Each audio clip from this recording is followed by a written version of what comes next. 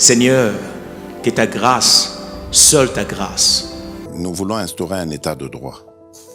Et dans un état de droit, il y a une justice indépendante. Ce n'est pas à l'individu Félix Tshisekedi de commencer à faire justice.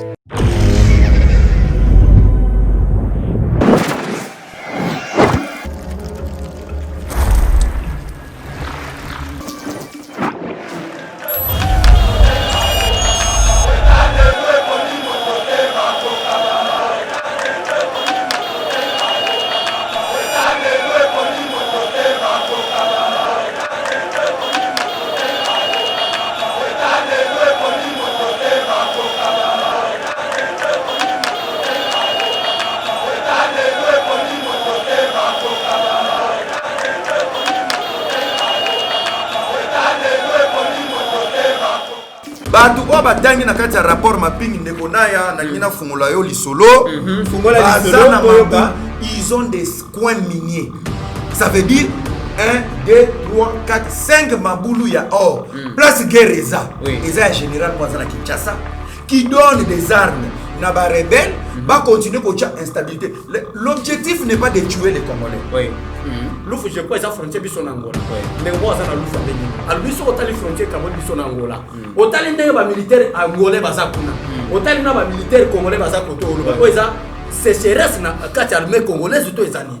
Otomona na ndako na bazola alobeke mboka olifelo. Mutu ya armée azocha poudre. Benda ben. Azobenda ben. Yebisanga mutu azana notion ya poudre. Olingo bima madame pesanga poudre. Oleka senga grenade, oleka senga mine, oleka senga bombe. Azo senga poudre. Oza sir mutona akende est. Te soka yaki alinga piquer sous crise parce que ya bela kana ete. Crise pika ki wana ndenge baza usala pop na bango boyiba mbongo na jani mabunda. OK. Sikwa zo perdre. To soka sa ke rere pap kana sepo ba ko traiter dossier yo wana. Est-ce que mona ki alinga te akoya ki déjà. Donc akoya ki déjà. Donc démission n'a rien à voir avec la démocratie. Non événement. Non événement. Papa, maman, Ndeko, vous qui vivez à l'étranger avec vos investissements au Congo, vous qui pleurez à chaque fin du mois parce que les locataires n'ont pas payé ou un membre de famille a utilisé l'argent des loyers, vous qui avez confié la gestion de vos biens aux amis ou aux membres des familles qui ne savent pas combien vous avez souffert pour en avoir, vous qui à chaque fin du mois recevez des explications au lait des loyers, même vous qui êtes au Congo mais n'avez pas le temps de gérer vos biens, ne vous tracassez plus. Glicom est là pour pallier à cette situation. Gestion locale des investissements des Congolais d'outre-mer, Glicom en sigle. Nous gérons vos biens comme si vous étiez sur place ou comme si vous le faisiez vous-même. Avec un personnel qualifié et expérimenté, Glicom collecte vos loyers à temps réel, assure l'entretien de vos immeubles, vous accompagne dans l'achat et la construction de maisons en toute transparence.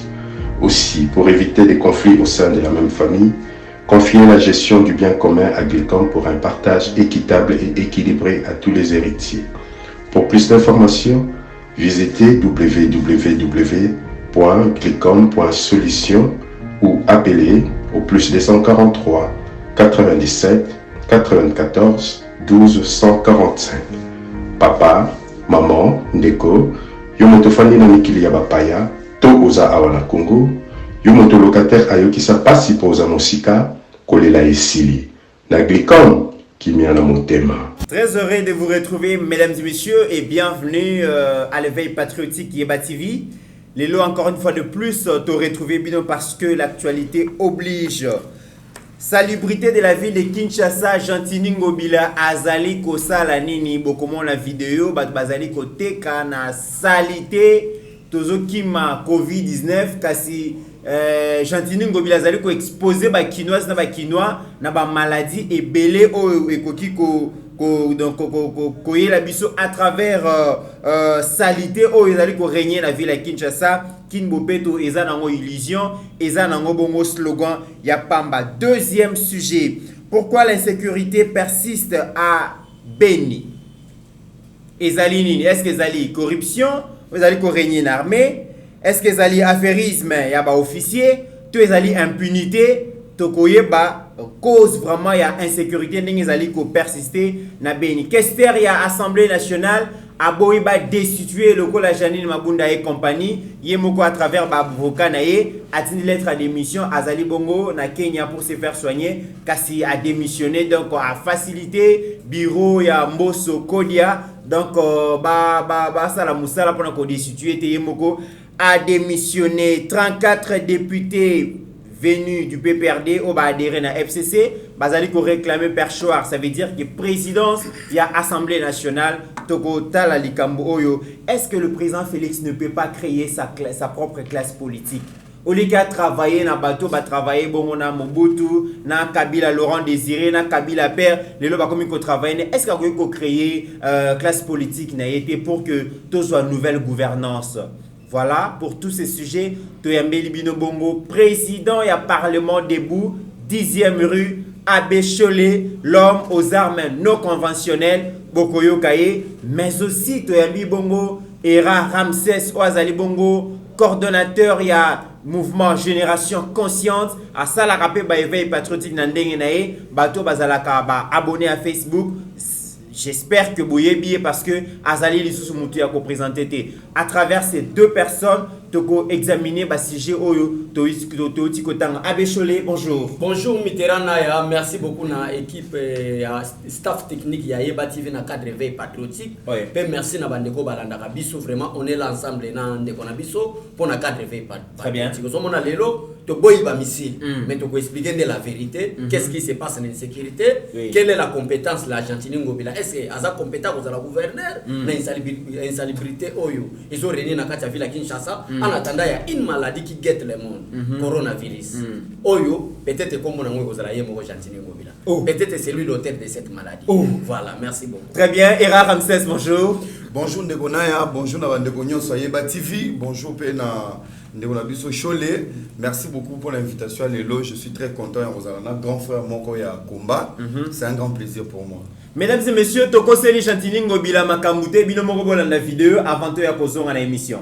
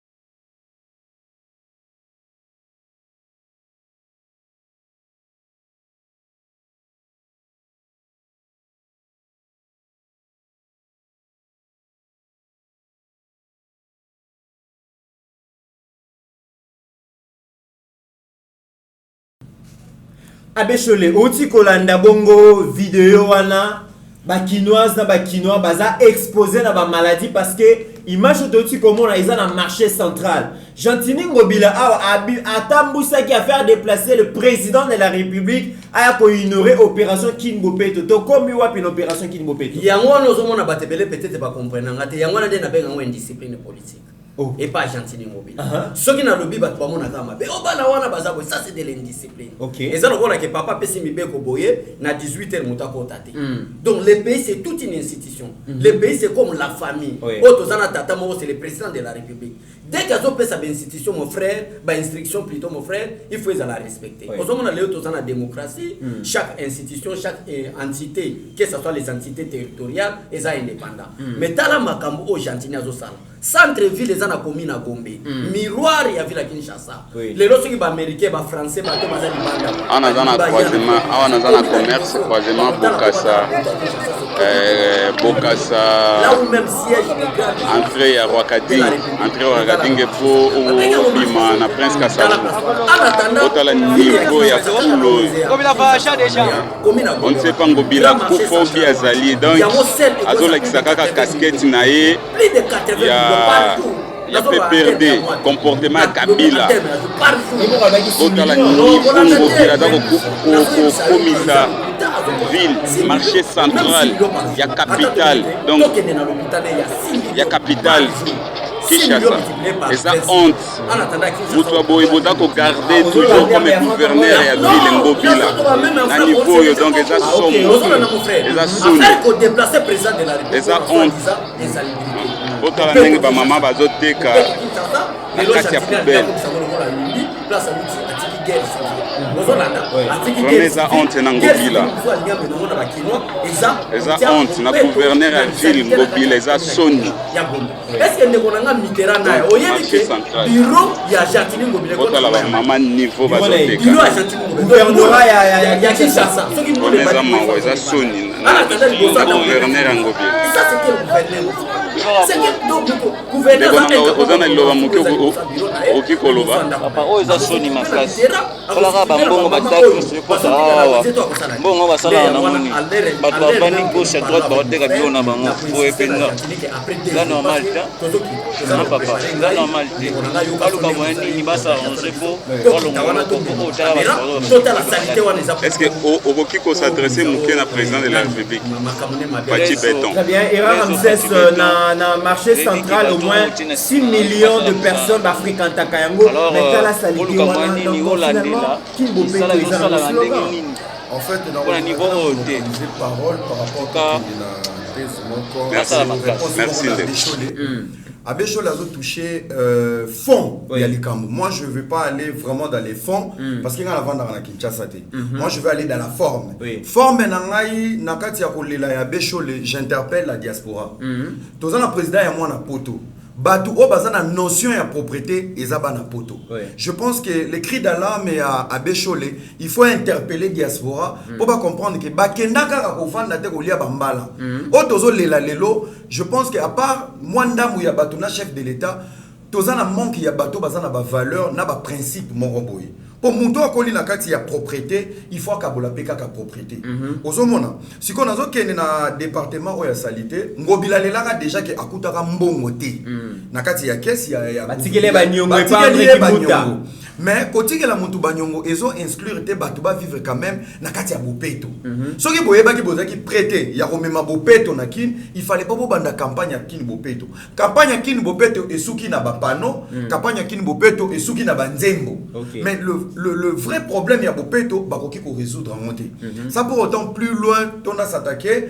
Bato baza awande baza mieux placé à quoi attaquer en haut. Je pense que bana poto bazola nanga bazoyoka tant bozoyoka abesho lazolela bande kona biso bakendaka na bawinzi wana bande kona biso batekaka kuna mbongo ezokota au lieu de vendre biso bao ya poto to lela pour pointer les gens du doigt bande kona biso bo se mobiliser botinda mituka wana bao besoin d'expérience wana boya ko accompagner mwana mboka pe oyo azana double pied parce que président Facha betaka gauche droite abetaka droite ya poto gauche ya kin parce qu'il est d'abord quinois donc boya ko accompagner na kati ya projet wana boya na ba idée ya malamu poto meka kobongisa mboka.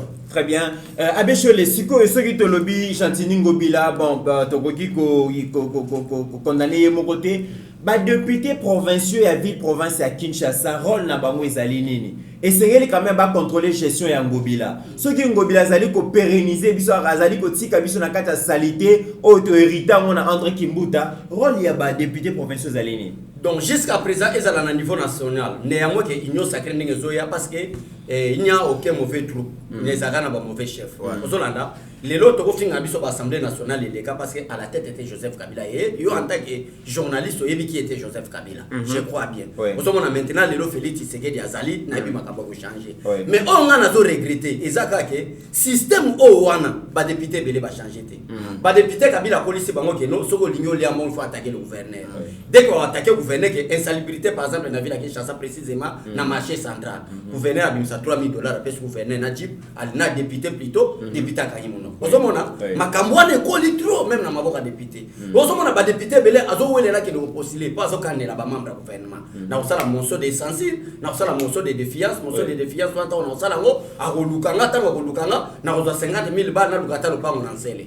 Ozomona kopo ba tebele ba la politique. Parce que na monde entier mobimba seul pays et comme si ba politicien ba milliardaire c'est la République démocratique du Congo. Enregistrement facile. Nazo yebisa mutu yo la politique est un bénéfice mon mais bazo se poser question pourquoi mutu oza la politique tellement que la Joseph Kabila aye non ancêtre comme militaire mais na pas na bambongo ba kebisa par exemple 500 milliards de dollars azo so moi seul pays dans le monde, même dans le pays Afrique centrale, même dans le pays Afrique d'une manière générale, politique est pour enrichir mon tout.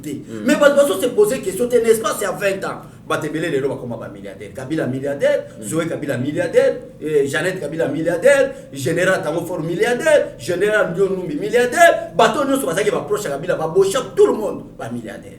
On s'en a nandé konana. Pour la politique ezala qui m'a payé. On s'en a biso lelo peut-être aux Alibanda. Biso tous Alibanda peut-être na kati ya institution to quotité. Mais tous on comprendre déjà makambo ezo le kawana ndeko nanga Mitterrand. Un député ne comprend pas son rôle. Or que le rôle d'un député est défini conformément à le contrôle de gestion du gouvernement provincial. Quel ministre ou quel député à l'équiwana a monité que place au Eza Bosoto. Et ça la gestion, non il y a institution président de la République, mais ça il y a institution gouvernement provincial. Quel député a une intention de pour un changement. Peuple n'a pas de maladie, ils ont guetté monde. Ils ont bombardé 1000, 2000 par jour. Ok, ma maladie, on a objectif principal, dès que place au Bosoto ezali. Quel député a dit déjà dit ah mboka na biso zo ken mabe to interpeller gouvernement parce que mongo ekota. Colère bomba député provincial ni nazara intention même wana. Ata idée ya pamba l'interpeller gouverneur azate. Même lui-même le bureau le président du bureau de l'Assemblée provinciale. Pour na koloba kito kena ina système ya mabe na mboka. Bato ba mesana mabe. Naza député ka député na ntama na mutu ka munene climatisé mais ayebi rôle na mokote. Kenya na ba député bele bazawana.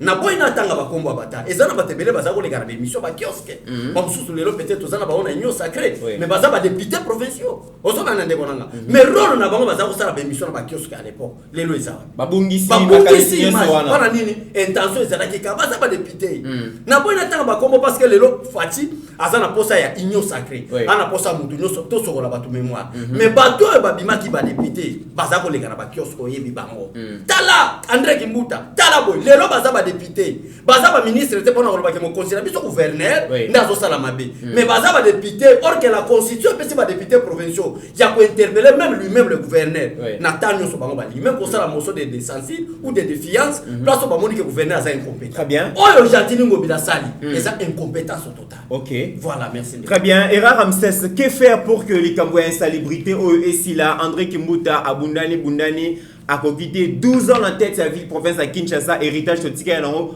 Bosoto, salité. Les loboye dans Jantini Ngobilaye, a sali ko continuer la lignée, on a ko tika biso na salité, ko exposer biso na ba maladie. Que faire pour que tout lutter contre l'insalubrité? Bon, avant de répondre, que faire pour lutter contre la salubrité, je pense qu'on peut se référer na mandat ya Kimbuta. Kimbuta tika ki Congo na Bosoto. Atika ki Kinshasa solo. Donc en fait, Ngobila, d'un côté, à Simbi touche, il y a un collègue qui a attaqué la qui. Parce qu'on doit comprendre, et le réseau Boumamboko, ils ont critères, il y a bateau. C'est ce qui tue ces pays. Il est envoyé à Kouti Mouto à Boumaki. La meilleure façon, il fallait trouver maintenant stratégie ni na bosala pour na memakini bopeto il y a solo. Parce que Kimbuta a lié biloko moko boy o yaza incapable ya kosala. Le mal avec ces pays, nous avons des hommes politiques, des responsables, ils ont du mal, et leur autobengi démission. Et leur beaucoup. Les gens ne démissionnent jamais. Les gens ne lâchent jamais, même lorsqu'ils ont échoué. Moningo bila so azaki na bamikili ya poto et kaza mutu mo ya fierté. Soki kaka full wana o ba ko kende ko filmer pa ba beshul. Soka moni yango na TV. Na slogan na ya Kinbo Peto, lobby a présenté des missions na à Longwe. Pourquoi? Il n'a pas réussi sa mission. Mais to vivre na mboka moko boy, bato bazwaka na bato bazokoka ko réussir na ba mission, mais ce sont des hommes éternels. Nous avons des gens qui ont détruit ces pays, mais ils sont irremplaçables. S'il faut réussir à changer ce système, nous avons la fierté d'être des Congolais. Ça d'abord c'est une fierté. Yaroloba, nous avons un président qui nous valorise.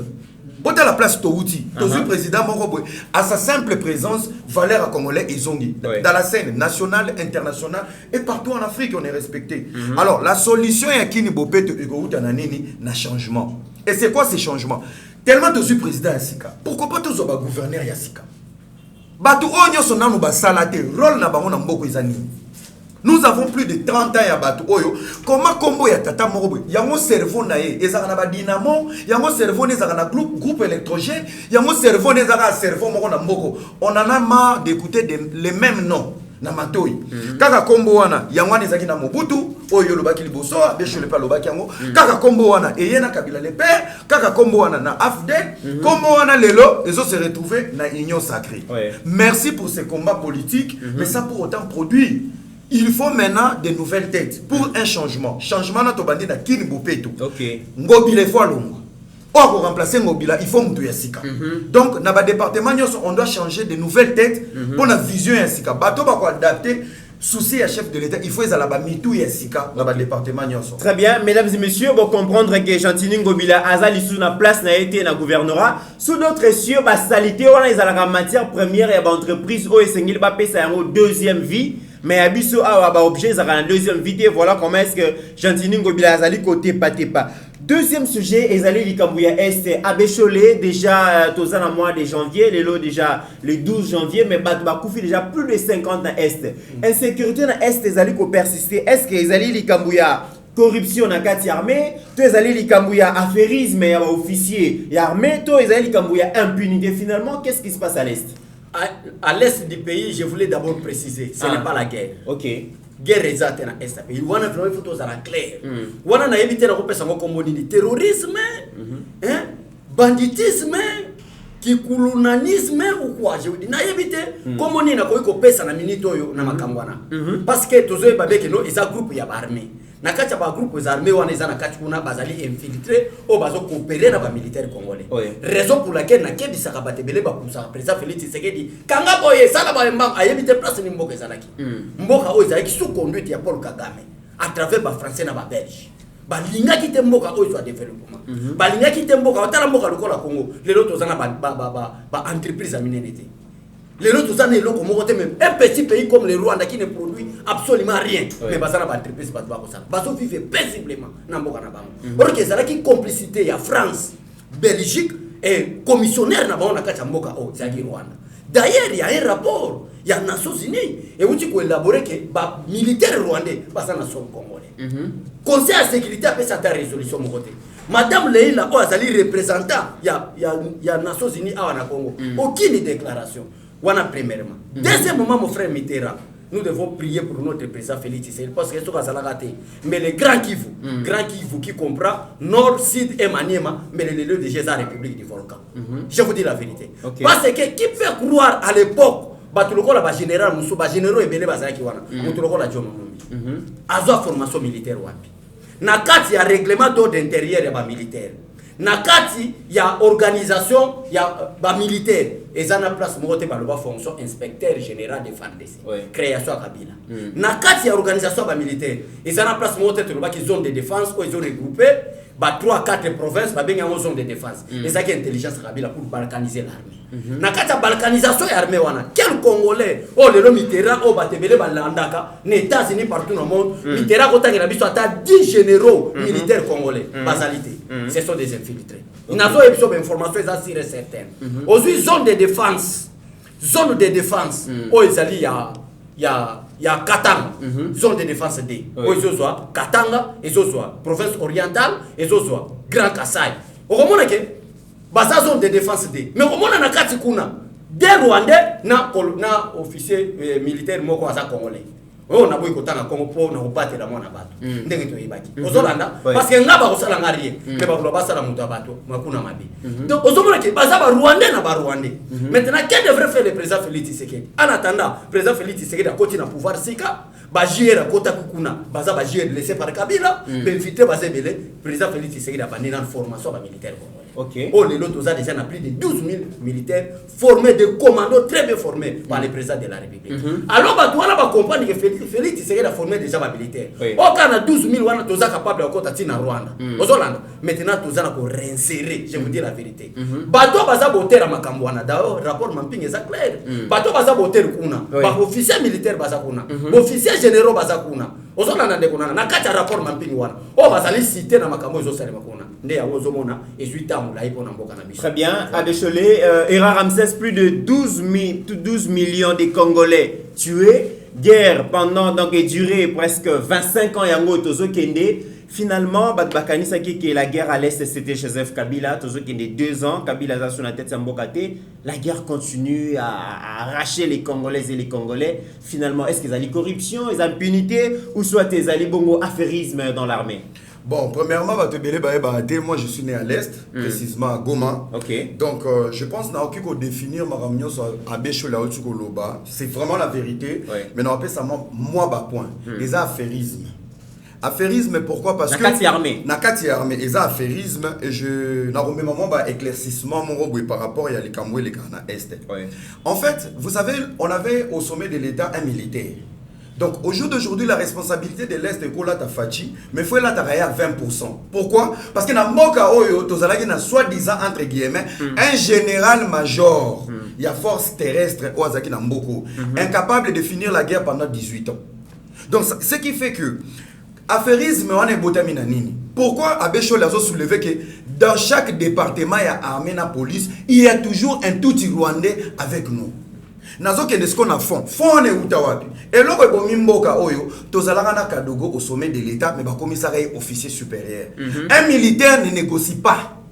Un militaire ne négocie pas avec un criminel. Mais ce pays, on a négocié, mandat il y a 18 ans, c'était tout le temps négocié avec des criminels. Est-ce que négociation l'africaine et les Karanengenini qui finançait par exemple le RCD? C'est Paul Kagame.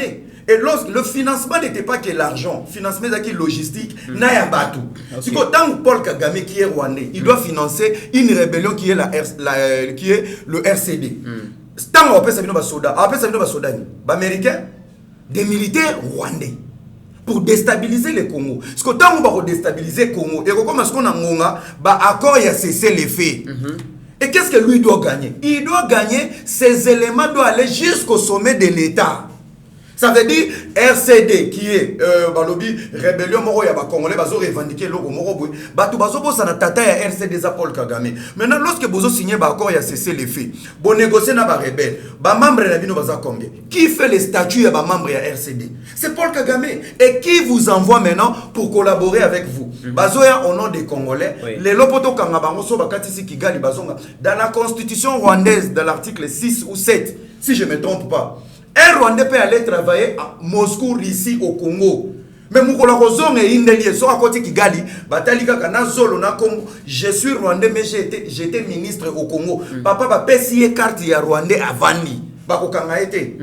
Donc, ouverture dans la constitution, dans la politique, c'est comme ça on a été infiltré et envahi.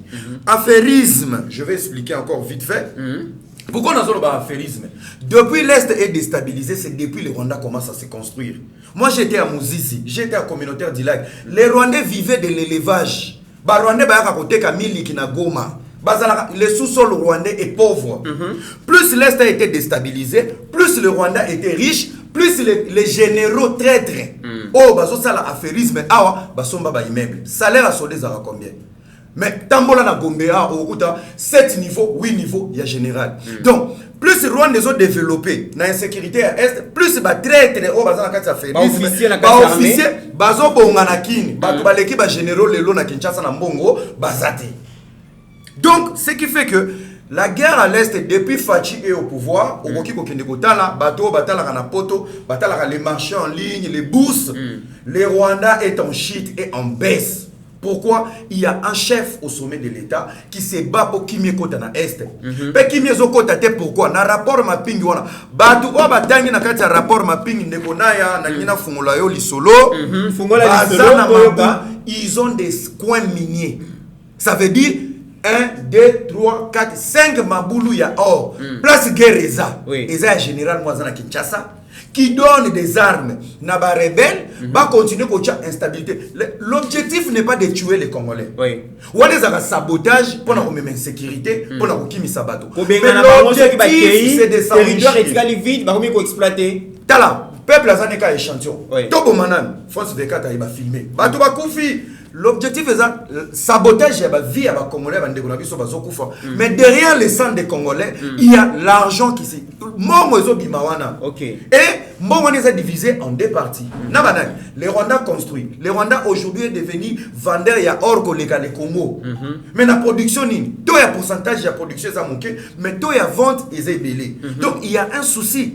Et aujourd'hui, pour vous dire encore, la RDC n'est pas en bonne relation diplomatique avec les Rwandais par rapport au rapport. Pour Rwanda, les lots, Nabato bazo kangana kwe à Est wana, ba komi ko bimisa ba information. Donc le Rwanda est mal parti. Merci au chef de l'État parce que Tolobaki réussite ya Congo le lot ils ont un changement. Avant le remaniement, allons là oyo Akenebo, il a commencé par former. Nous avons 12 militaires, 12 000 militaires au bazar formés ya ba commando. Les ato ya biso ya poulet mayo soka sauter na njila bukani. Oh, très bien. Mesdames et messieurs, lorsque je parle toujours de la question Est, na résonnera toujours Mamandunda là où ils ont mois janvier, Akoufa le 2 janvier 2014, Makila nae yangone zalipe ko coloré donc couleur rouge drapeau na biso, namuna résonnaka général Baouma, général Mbouza Mabe Baza Ebele, na ba martyr mususu inconnu oyo to yebité. D'ailleurs, ezana vient na Ngamboko David Badibanga Akoufi Bongo Narazaki pilote, Akoufi Bongo récemment, c'est un vieux, il y a Steve Kone, vieux, il y a Mitterrand, il y a Aouti Kokoufa pour na Est, donc Kimia na Moli Mona Bango place Bazali. Abeshole Mukonzamboka, lobby Ayambaki Bongo, général Amis alias Tango Fort, Ayambaki P général Raous, Baoumi Bale Baza inspecteur respectivement. Il y a armée, na ya police, et Zalaki pour Atuna Bango. Mbongo oyo batiaka na armée, mbongo batiaka na police et kendaka wapi alinga kaye ba moyen ba dotaka na armée na la police ba giraka yango ndengene. Vous pensez que ko résoudre problème armée et qu'on résoudre même à 70%. Parce que le problème, l'armée marche ensemble avec les finances. Les lois sont américains, les pays les plus puissants du monde. Les lois sont tourner dans le monde. Parce que ça a matérialité, budget. L'armée c'est budget. Aux autres, il y a des soldats dans le front, mais dans la famille, il y a des soldats qui sont dans le front, mais il y a des soucis. Ça c'est l'armée congolaise. Maintenant, Félix Tshisekedi maintenant il a pointé maintenant l'armée. Parce que priorité à Fatim Nitoyo, ils ont stabiliser Est et pays. Donc pas vivre le Moutazana Bandundu, pas vivre le Moutazana Équateur, pas vivre le Moutazana Kassai. Est à pays nous comme Tamoulaï. Mais pour comme Awana, il faut un budget. Bato va gérer budget à Moka O. Et ça va tango fort. Et ça va John Numbi. Le cas là John Numbi ne fait pas partir. Il y a défense nationale, na kati conseil supérieur de la défense, mais Tango Fort fait partir, il faut appeler Tango Fort. Na la police, na armée, Mongo et Bimaka. Social et militaire, mon frère, ton mata, to kita, et c'est qu'il te ça respect, na moto à la tateni. Parce que rôle na eza défini dans la constitution, ils allaient combattre na ngai na yo. Très bien. Dès que tu as les missions, bango bazali banda na manduki pour battre na biso. Dès que bato la la nanda bango bali banda pour ba kengela, binemi ba kotate. Mais Kabila a détruit, il faut citer le nom de Kabila. C'est le Kabila le destructeur de militaire. Kabila zo lokota kuluna pesi munduki. Lui-même Kabila a formation militaire wapi. La Chine. La Chine, quelle formation? Est-ce que Kabila a breveté à Chine que na grade tel a besoin d'une formation à Chine par quel grade? Général à Venève. Par quel grade? Na Venève Kabila général. Peuple qui peut ça commandement général et chef d'état-major il y a force terrestre. Ça c'est quel pays? Au moment on a débit Mabé. Alors, Kabila est mal formé d'abord parce que Kabila c'était militaire, mais mal formé. Parce que bien militaire pour l'attaque tenina Soukoutou, parce que bien militaire pour Simba Munduki, mais mal formé. Mais ailleurs un système comment déstabiliser l'armée congolaise. Abou Kabiti. Ndeko militaire à Kotambola, na balabala na tenina Munduki, mais bout na makulezate. Est-ce que vous avez ça normal? Finance budget militaire. Pourtant, vous avez la guerre à Est. Mon frère, Ndekomo Azana Louf. Louf, je crois que c'est la frontière de Angola. Ndekomo Azana Louf à Benina. Alors, ils sont au frontière de Angola. Au Tali militaire angolais Bazakuna. Au Tali militaire congolais Bazakoto. C'est sécheresse na kati armée congolaise to ezani. Au moment nanda kuna bazola lobeke mboka olifelo. Donc on ne va pas bien biso ba congolais lifelo. Ba militaire congolais bazo vivre. Le militaire a déjà démoralisé. Face à ba voisin. Alors Fati Foya parce que tango fora za ba immeuble. Tango fora za na mbongo général mais président Vita pendant plus de 5 ans. Général président Vita. Obi Vita ata muta tout tani ka bo jouer tout tani na terrain. Azoki. Alors que moral mon bimeza tena moi $100 mais tango fora za ko pesa na pete. Et ça mo ko bodit. Il y a un inspecteur, il y a finance, il y a une inspection générale finance, il y a un civil. Mais dans la place, nous avons domaine financier, il faut pas compter. L'armée, ce n'est pas seulement armée. Parce que les lots fatiguent, il y a un peuple congolais. On appelle ça assurance sur le bateau de l'Andarabiso. Que bon banque l'hôtel, les lots, on a domaine matériel. Tous en a matériel. Tous en a hélicoptère, tous en a avion de chasse, tous en a militaire bien formé. Oh, les lots sont fatigués, sur ordre, les lots qui sont à Rwanda, très bien. Tous en a balisé déjà pas traître. Mais le problème est qu'il faut qu'il y ait la finance. Si on dit qu'il faut faire par exemple 4 milliards. Parce que le budget Fatih n'a pas négocié avec les militaires à 20 milliards. Quand on a date à l'élo, 20 milliards. Militaire a kolala na hôpital à Kitoko, a kolala na ka Kitoko, a kofana na mbeto à Kitoko, a kobala mwasi à Kitoko légalement et religieusement. Très bien. Mais avant de commencer, to benga na tango fort. Tango fort, tu dois nous expliquer. Mbongo ya batu, ya ba militaire, ndenge nini bo panzaka ngo, mais militaire congolais a konyo kwama. Militaire congolais a ko souffrir. Ce qui fatia yakate, kambo kolombeleza na mekola malungate. OK. Bana bo officier ba kotanga na mabele pantalon pousser na sima. Est-ce que vous trouvez ça normal? Quand tu as sa place résidence, ya chef de l'État zalaka. Bana ba kotanga na mabele, il faut fatia ya kwa ton école. C'est pourquoi nous devons demander à monsieur Tango Fort. To mono sala no succès. Otonga no ba makambo belé. Mbongo ya ba militaire, o chaka wapi. Ndejo to za réponse wana. Parce que ça en coulisses c'est limité. Jour to za peut-être si pourquoi les autres so réponse. Ndeko na na ko lobi poto beta nani Tango Fort mais nos conventions. Très bien, mesdames et messieurs, ba officier ya armena la police bazwa zemi ya cop. Libu me komata la munene général to colonel akokata footing ya pas madata marche les standards ko karaté. Bon on a est rokende. Voilà ba officier to za na bango. To so ki pendant ndeko Ramsès to zali ko balikambu ya est mais to kende to zo nga mokonzi mboka a créé école de guerre ba so ba beti maboko mais responsabilité o apesi mutu apesi responsabilité école de guerre ezali mutu oyo balobi azalaki directeur financier na banque monde de la place na otanga kombote ba surtout ya général na otanga komone Jean-Claude donc Kakenza Jean-Claude Kakenza ba yebi kazalaki directeur financier à banque monde privé tout surtout qui est général ba PC responsabilité école de guerre. Vous pensez qu'avec de telles histoires, de telles réalités armée ko efficace? Ce qui bango moko ba sodana no bazo baza na confiance té ya chef de l'État. Ce n'est que normal.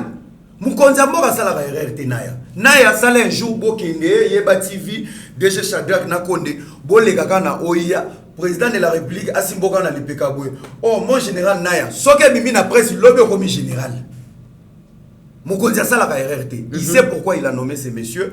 Biso toyebi CV na été, toyebi parcours na été, toyebi palmarès té. Parce que oya mboka ko s'adapter. O mona pe naya ofande en tant qu'économiste munene. Mais tu es là pour l'éveil patriotique. Déjà, on fait ingénieur mondaine. Quand on est dans le héros, à la planète Mars, l'astronaute. Parce que ces pays, tout le monde s'adapte dans un domaine. C'est pas parce qu'il était là-bas, on a potentiel, on a compétence, moroté, il y a armée. Il faut faire attention. Mais créer polémique. Comment est civil directement comme général? On polémique. Civil a polémique. Pour domaine wana ya armée eza domaine moko sensible. Abesho la uti koloba. Et la biso ba kuluna. Tisikoyo, les kuluna de Kabila sont encore dans la police et dans l'armée. Nazo bete la scénario moko elikia. Couvre-feu ba lobi bokanga batu botika batu. Mais bango ba komi ko yiba na biloko. Yo kanisa ba soda facha yaki na bango. Ou ce sont des kuluna des brigands ramassés dans la route. Ba sala ba entraînement na ba nzeta pai ba nzeta avocat. Lelo ba généraux nyoso ya mboko ba chaka poudre. Mutu ya armée azo cha poudre. Azo benda ben. Yebisanga mutu azana notion ya poudre. Olingo bima madame pesanga poudre. Olera senga grenade, olera senga mine, olera senga bombe. Azo senga poudre. Oza sir mutona akende est. Poulet mayo. Tala santé ya ba généraux na biso.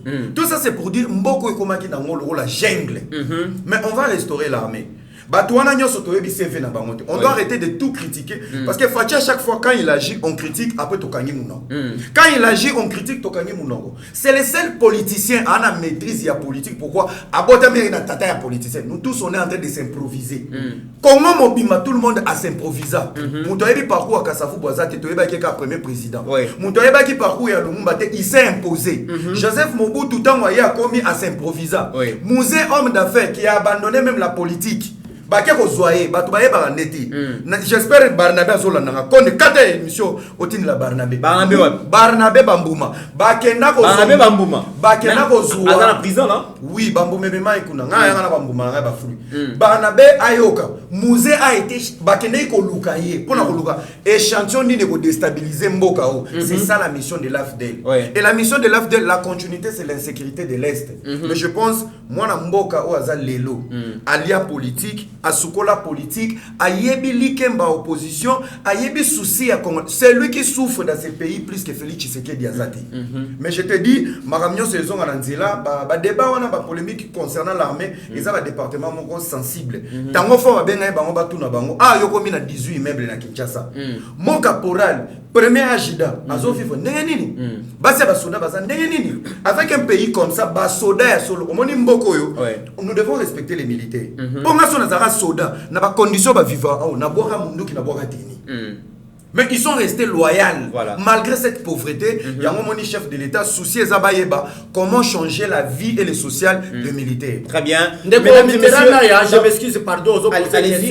Na lina compléter le moment de konanga Ramsès Salobi awa na kacha mboka o mutu na mutu fa bimana identité na ye. Et lorsque tuni par exemple Martin fa identité no ezani to éviter. Ayaki a kon commerçant ba pétrole malamo ate ko tonga soki fa den au soki eto Samuel pouf malamo ko mi candidat président de la République. Vous comprenez?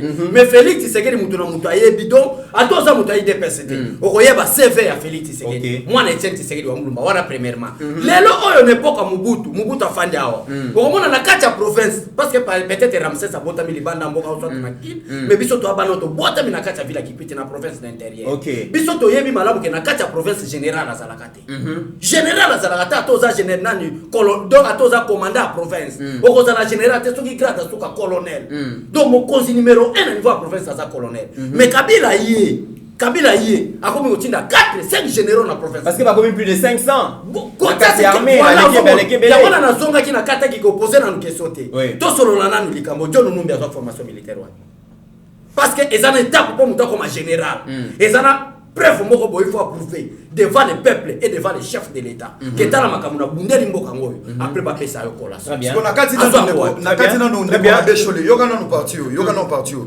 to uti ko lobela insécurité à est mais comment c'est fait que tozo ba ki sa ba généraux mais bazo ko aussi sa guerre à est c'est que baza ba généraux mayo très bien mesdames et messieurs Yeba TV tozalara toujours na soutien to pesara toujours soutien na biso na armée to lobite ke ba officier nyonso bazali ba mabumu baza ba veriste non et ça ba officier ba kota bongo formation ba kenda efo bazo ba formation ba on allez ko soutenir et puis ba soldats bazali na guerre bazali ko bunda na est boza na soutien vraiment ya Yeba TV et pas bozali boyeba ke drapeau na biso bozali ko défendre biso to ko tika binote to ko soutenir bino parce que bo pona ko défendre ekolo to songa mukena likambu ya politique questeur et assemblée nationale a démissionné parce que tika ki mutumoko oyo sekile ba statuer kanaye mais aboyi ba quoi Israël le la Janine Mabunda et compagnie yemu à travers ba avocat naye a commis les trazana Kenya zo se faire soigner a démissionné le bien en tout cas a tiki naye te soka yaki alinga piquer sous crise parce que ya bela kanaye crise pika ki wana ndenge baza usala kopo na bango boyi ba mbongo na Janine Mabunda OK si quoi so perdre yango to soka sa ke pap kana sepo ba ko traiter dossier yo wana est-ce que monaki alinga te akoya ki déjà donc akoya ki déjà donc démission n'a rien à voir avec la démocratie non événement démission minute ko sala événement minute so ki lunga ma démission minute wana ata to beteli maboko à 5% to ko beta mais ce que comme que babani ko siéger déjà on va quoi ça lunga ba ko démissionner non c'est non événement c'est non événement donc peuple congolais bon c'est pelater na démissionner à bangi parce que dès que ba traiter dossier na yo il faut za la vivre na kacha ça très bien tala Janine Mabunda ndinga zaki jowana moi azane moi bien mais tala jowana ndinga koma kana boy ngana le bo bana wana Janine Mabunda na tika na déjà voilà très bien mais abeshole elo e kamusinga yazana Kenya Azarias Ruberwa azana Afrique du Sud Toti Koyoka Ngoika Mouyege donc Richard Mouyege il est pas allé en Afrique du Sud ba que belé le losoka belé abimi libanda bela abimi libanda mais biso ba petit peuple ceux qui to bimi to za na mbongo tete okende wapi il faut retourner ba danser ya Joseph Kabila ba papi tamba ba makoloko tambola ba danser ya Kabila na ba communicateur ce sont des danseurs parce que Kabila aime des personnes qui les flattent mais biso na des personnes qui yeka flatterie boy fatia comprendre ça c'était une aventure politique OK nous on est là pour l'éveil patriotique au salierait to betio missile non conventionnel beto olali na donc awa tout ça la bachete ce n'est pas flatterie ba toi belito okende wapi mais cinquantenaire ba ça ko yemba Kabila cinquantenaire a vu pentir à pembe na cinquantenaire au hôpital na kati kona nini ça a vu ne pentir à bani Kabila a vu pentir à bani ko pakola osomone makamba malamba sala on peut faute à la famille au uta Kabila première fois Matavio après coup d'état Laurent Désiré Kabila comme président de la République depuis abotama mata ta petit porteur si comme mutaboya soutenir la vie ndengeni ça c'est la vérité mais Fatia botami mona poto ils ont rien à voir avec le chantage n'a rien à voir avec Koumissa Inti Fatia botami mona poto ayebi tapis rouge à sa président de la République à côté ba grand palais oyo Kabila tia ko kufaka ko kotate ça c'est la président de la République Kabila sali donc nyonso ba bisiko Fatia kota o kotate mais yango zo mona pe moi propriété zo mona moi sur des boutons zo mona moi gratuité enseignement au comme na parler na cité de l'Union africaine bo ba makade mo ezako buka na Fatika minito atie on sentit vraiment que na comme na parler présidentiel mais era Kabila me ko comme na solo ya cité de l'Union africaine est-ce que au comme na kanchach on ezako kama na cité de l'Union africaine Kabila président de la République va regretter d'être congolais donc pour tel sa peuple congolais que nous c'est ça les maka par rapport ya famille outé là so outé na une discipline mo bo pété ozaki chauffeur à moto ozako tabuisa bato na bakota ba Tanzanie mais débat on a déjà débat des fois le baki ke batika la koyeba na pose à chauffeur à moto ndeko nanga mitera eza peut-être ka biso ba combattre des pestes que dans la vérité ba te bele ba commencer à diplomatie na vivre nga na pena boy nanga polémique mais azaki chauffeur nanga vous comprenez pas via vidéo ezako aloba mais na diplomatie azaki chauffeur nanga et lingo le batike tozo boya ba chauffeur pour nga pena za na chauffeur Ramsès aza na chauffeur yo pe oza na chauffeur ata eza prophétie que to kozami tuka petit à petit to kokoma vous comprenez ndeko nanga mais de lingo le batike to kozami tuka na kongo comme prophétie est comme prophétie et comment prophétie mais na to ebisa 4 pine prophécie ata toza na ngona noté mais ça c'est quel complexe en bref pour la Golobani ndeko nanga naya merci vraiment ndeko sakisinga na ndeko nanga Ramsès c'est ça bien ça c'est la beauté de l'unité très bien na linga beaucoup plus ndeko nanga je me suis ça mon province ni Nord Kivu voilà c'est très important dans la Nord Kivu pourquoi manabandu ndoleka combien de provinces donc c'est ça la beauté de l'unité on a lukaka mais unité na Kabila oh je vous dis Kabila ya na yete Kabila unité na yete Kabila ye fois zonga na mboka na uta oh mboka na RDC République démocratique yo nanda Ibrahim Kabila te o so senga Aden il faut zonga na Tanzanie to ke to zonga na kati ya union sacrée FCC ba commis majoritaire PPRD bazali kosenga donc 34 députés PPRD ba koti union sacrée bazali kosenga perchoir et assemblée nationale bazali kosenga ke bazwa présidence et assemblée nationale le Bénin no mon frère nazo biso kolanda ba déclaration te za comédie basala yo kana biso le vérité ozui ba député ya IDPS ozui ba député ya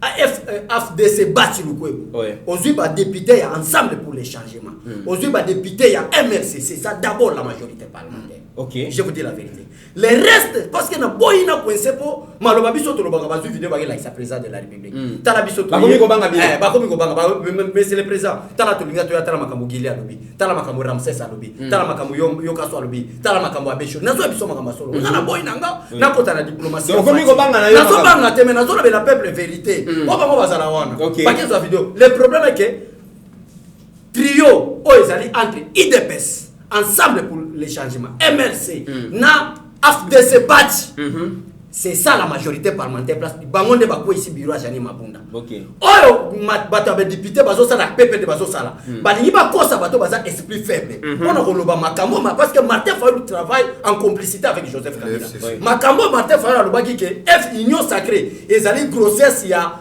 deuxième grossesse ya FCC cash po balobaki tala bata PPD pe basala nini balobi or que bato balobi wana bazana kacha union sacrée balingi ba kokisa kaka maloba Martin Fayulu pona kolobaki rien ne change. Ok, tout soit avancé. Très bien. Jusqu'à présent, na quantité de députés IDP Sazanango, na quantité de députés Bachilouko Bazanango. Pour nanga, le premier ministre c'est Bachilouko qui n'est pas de l'IDPS, mais président de l'Assemblée nationale. Bon, mais ça t'a jamais Kabundute. On a dit mon thème à ma bébé. D'accord. Togomo Kenasuka, Ramsès. Personnalité politique moko sora beli mutu passe ya bimi libanda beli mutu passe ya bimi libanda mais konde okende wapi konde azana mbongo ya futa bio ki Afrique du Sud te. En fait, sortir homme politique, ils ont sorti mon stratégique et c'est politique. Mais l'autre encore assuré le pouvoir de Fachi dans le bango chaque jour et un pouvoir moi divin. Il y a bonzambé. Donc bavanda balinga balingate, ils vont rien faire. Parce que sotali batunion so babimi bakei. C'est des têtes d'affiche. Ba financer babimi ba yiba ki na katanga kuna babimi bakei. Koto Azarias est parti avant. C'était la honte. Akei à Beli, c'est archi faux. Toza koyoka pe muke ah ouais.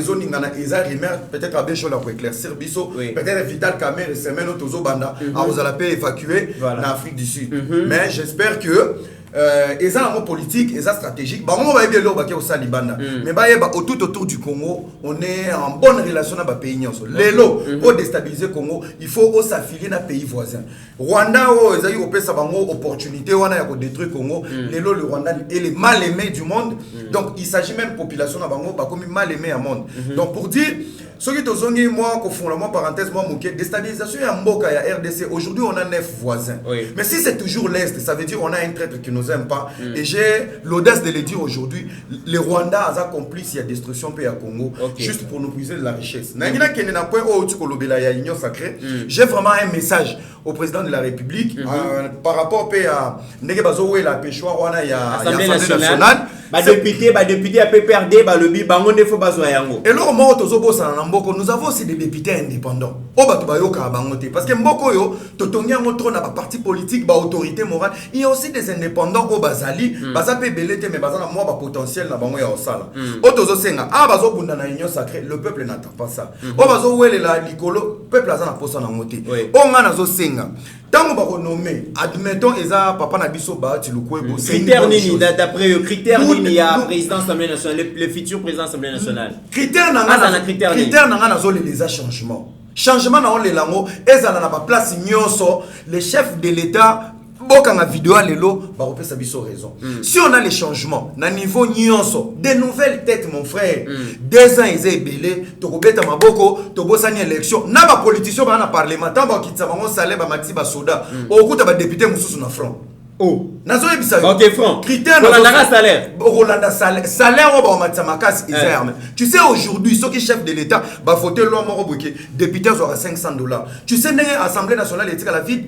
Ce n'est pas comme vide. Pourquoi? Nous avons des opportunistes. Il est temps critère et kende n'a pas valeur. Pourquoi pas les lois dans le ministère au Baniba Bimisa? Au gouvernement sur les Bimi, ceux qui battent le coup. Bapé ça Assemblée nationale, Bapé si Sénat, des nouvelles têtes par exemple. Gouvernement au Bima, et Bimi si ba ministre, ba nouvelle tête. Critère nini, bateau ba si ba ça quelque chose dans la vie. Il y a des exemples. Quand on va député Moussou Lelo, allez ramener dans le plateau, mais tout le temps il est sur le terrain pour agir. On a déjà Marie Loukoulas, on a des Gekoko qui n'ont jamais dirigé ministère à mon côté. Des délits, c'est ça. Pourquoi ne pas donner de nouvelles têtes pour un défi? Papa député, il y a un zalaté. Papa député, il y a l'orgon sauté. On retire leur monnaie au corrompre, il y a quelque chose. Il travaille, balnois, député au Tolingi Touro, de nouvelles têtes, papa député, il y a TVT. Voilà, parce que les députés na bateau balingaka TV, ce sont les gens bazana des charlatans. Peuple balingaka bon, plus total on a TV to kan ça bazana port. Nous voulons des députés de terrain. Ba député ba ko sala ba ko accompagner chef de l'état. Déjà so pesi muto ayebi ko créer entreprise, na ko gérer business. So ka comme ministre, a ko zongo le rôle yaye pe a ko sala musala. Nous demandons chef de l'état, nous demandons na batu nyonso oyo bobimi ba informateur, premier ministre, il faut revoir critères ya batu ba salate. Pour finir, critères na batu ba salate, nous avons des députés indépendants pour bazara na soutien ba parti politique. Donc ça veut dire que le président de la République doit créer sa propre classe politique. Cette classe politique ministérielle qui va l'accompagner, il n'a pas sa idée. Idée on est où wapi. Nous devons d'abord valoriser les indépendants. Au bazara na appuyer, il y a des membres fulani kingani qui se sont incarnés et imposés dans la classe politique. Il y a mis balé par reconnaissance et par sincérité. Les députés de l'IDPS, une grande partie, il faut pas côté na ba ministère. Il y a mis ça tout bas puiser ce qu'on a ba critères il y a conduite. Batambola ki ndengeni. Okoki kozana na FCC, mais aussi mbara na makilate. Okoki kozana na FCC, au détournate au dirigeate. Utajera boutique te bopese ministère en bomati. Que ces critères il n'a jamais travaillé, mais il a le potentiel. Critères monsieur fait que ndara, toi quand tu as une vie privée non. Qu'est-ce que tu as déjà fait dans ta vie? Nous avons des députés bazawana à qui parler pour tout salaire on a été. C'est ça depuis Covid et banda. À tirer aussi bas salaire na été. Ils ont la ramuyembe. Nous avons les députés comme Jean-Marie Loukoulas. Moi on est nyoso et na ba mama na fondation na ba kuluna. Ce sont des gens comme ça, on a besoin des travailleurs, des bosseurs. Tous en pour ça ba français belete, le chef de l'état doit puiser. On a carte il y a réussite, il y a gouvernement, il y a union sacrée. Pour nenge union sacrée zo kendele. Ba bazo ya pe suka. Ezaka ko mibi kisa na nzanza no. Voilà, to komi na suka. Abécholé, vraiment dernière question. Ministre Bazali Awa, banapona yo banan bakoy kozonga. Attends mon côté, ezala IDPS, ezala Libanda, tout le monde dehors. Oh, je vous dis la vérité, mais pas congolais basé belé pour travailler. C'est ça même la démocratie. Attends mon bazonga te. Attends mon côté donc tout le monde, ezala FCC. Voilà. Et surtout il y a IDPS. Parce qu'il y a FCC bat parle bango ba d'ailleurs FCC ko to bazana bango te to na union sacrée. To na pour ça batuluka ba Ramsès Oti ata ministère de la jeunesse. N'a rien à voir avec les partis politiques. To na pour ça batuluka ba pasteur Gili o ya l'ITP Tamulaï. Au commissaire ambassadeur ya Congo aux États-Unis. To na pour ça batuluka ba Mitterrand ya ba Trésor Kandolo. Ba komi ata ba porte-parole ya gouvernement. Ba consulat ezebele. Batuluka ba Steve Konde oyo. Grand monteur aboye. Au commissaire génie moko boye na kati ya présidence. Est-ce que ba dossier à présidence aux enfants fuité Voilà. Non, toi la pour ça ba nouvelle tête ndenge on a Ramsès Alobi. Aucun ministre de l'IDPS j'insiste. Na beta IDPS na fona misponga mona combattre IDPS na elite quoi. Aucun ministre de l'IDPS parce que les lozo mona secrétaire général marqué batunyo sona ko finga ba ko finga le président du parti Jean-Marc Kaboun, ba ko finga secrétaire général Augustin Kabuya, mais approuvé bolingo ba combattant. Albinga inquiété, mais ministre nous ça l'IDPS aké parce que on est en politique. 30% luka batona mais 70% mais ça va combattre bisala. Aucun ministre de l'IDPS. Bakete ata bulinga na kete ngana wele la tête. Ngane na wele na ministre wa to zane même pied d'égalité. Na zo lukate na kende yo kete. Na on mena na poste. So chaka bazo yo te. Ngeza ke na ministère te manga na peut-être to wele la poste primature, to wele la poste ya président assemblée nationale. Ministre vice ministre de justice na bino wana BBC. Bon aza Uganda. Vice-ministre de justice wana za Uganda ba révélation ebimi. Aza Uganda. Aza uta kota Uganda siko batinda ki na mwa batu moto zana ba pe partenariat. Kwa BBC wa Uganda. Te aza ko. Kwa BBC ki tazaki Congolais. Donc il y a depuis abota ma BBC aka ministre on a peut-être zana histoire nete. Depuis abota ma BBC. Je vous dis la vérité. Voilà. Mesdames et messieurs, nous sommes à la fin. Pour la place du ministre voilà. Ministre de la justice. Ministre de la justice. Même si on est en train de rigoler, je pense que Balobi que Batou Bazwa qui grâce présidentielle au Babimaki, Batou sous ministre Moutaleki Saki Bango. Donc DG à OVD, la DG à Sopot. Place wana, je voulais un peu éclaircir les analyses on a la sali. Je pense que Moutouaz a droit il y a liberté conditionnelle, pour les pouvoir mon discrétionnel il y a ministre et justice. Batou wana Bayibaki.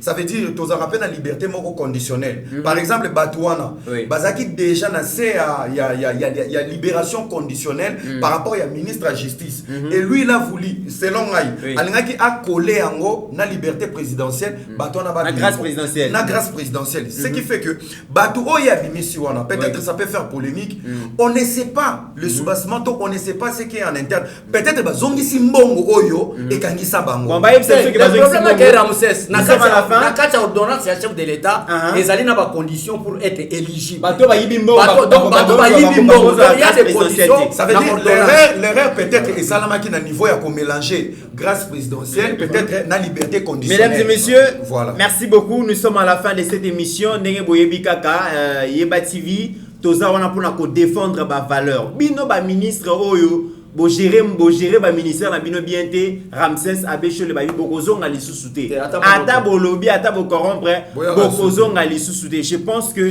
c'est un message oyo les deux patriotes ba pesi donc bo bongisa jabilo na bino pour remaniement au gouvernement si en tout cas est alibinoté Abechole le mot de la fin pour clôturer. Merci beaucoup na Mitterrand Naya, merci na Ndekonanga Ramsès vraiment ezalambala liboso te to na posa unité nationale pour kotalisa bobatu ke Congo ezaka kamoko vraiment émission les cas qui toza conseil que makambo to lobby ezali bongo ezane reto ezane lo moto bimisi na RRT ezali nde bongo peuple congolais faites confiance au président Félix Tshisekedi parce que mboka na biso nzambe ndati biso poto kendeli boso to mona la prochaine que Dieu vous bénisse. Merci beaucoup Abechole na ndengo ndimaki vraiment ko yamba ko répondre à l'invitation à Yeba TV. Ramsès Topesio pe maloba pour clôturer émission lelo. Merci beaucoup na ndeko na ya pour l'invitation, merci na Yeba TV, merci na ndeko Konde, merci je souhaite d'ailleurs bienvenue na mboka na biso ya Mukulu Sampu, les candidats du peuple à la CENI, merci beaucoup. Je remercie mon habilleur Bichilix Mode. Merci beaucoup à la famille Moukadi, Sylvie Moukadi, Dédé Moukadi, à tous les amis, sans oublier salutations à maman Denise Nyakero, la première dame, la maman des vivants. Merci beaucoup à tous les amis, Steve Kondé, et à tous mes amis Obalinga Mingi. Merci et à la prochaine. Merci beaucoup, Era Ramsès. Mesdames et messieurs, je rappelle que tu as une émission Lelo, tu as Abechole, président du Parlement debout, 10e rue. Na Era Ramsès, soit Ali Bongo, président et mouvement donc Génération Consciente, tu as bango pona ba pesa point de vue de bango actualité. Merci beaucoup na monsieur Floringoma, papa Albert Bakat, maman Marthe Sangaketo, Bir de Malonga, mais aussi na Nadine Boboy, sans oublier Christelle Ekofoya G24. Si vous avez aimé cette émission, dites merci à Steve Kondé, notre réalisateur. En attendant, mesdames et messieurs, portez-vous bien car chaque jour est une vie. Seigneur, que ta grâce, seule ta grâce. Nous voulons instaurer un état de droit. Et dans un état de droit, il y a une justice indépendante. Ce n'est pas à l'individu Félix Tshisekedi de commencer à faire justice.